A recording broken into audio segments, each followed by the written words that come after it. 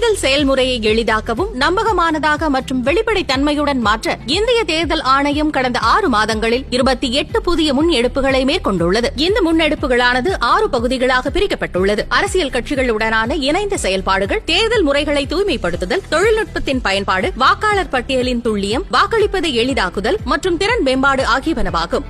இந்த காணொலியில் இந்திய தேர்தல் ஆணையம் நடத்திய அனைத்து கட்சி கூட்டங்கள் பற்றி பார்க்க போகிறோம். கடந்த 6 மாதங்களில் அனைத்து அரசியல் கட்சிகளை சார்ந்த ஏறக்குறைய 28,000 பிரதிநிதிகள் கொண்ட 4,719 அனைத்து கட்சி கூட்டங்களானது பல்வேறு நிலைகளில் நடத்தப்பட்டுள்ளது. தமிழ்நாட்டை பொறுத்தவரையில் அனைத்து அங்கீகரிக்கப்பட்ட அரசியல் கட்சிகளுடன் தலைமை தேர்தல் அதிகாரி தலைமையில் ஒரு கூட்டமும், மாவட்ட தேர்தல் அதிகாரிகள் தலைமையில் 38 கூட்டங்களும், வாக்காளர் பதிவு அலுவலர்கள் தலைமையில் 234 கூட்டங்களும் நடத்தப்பட்டது.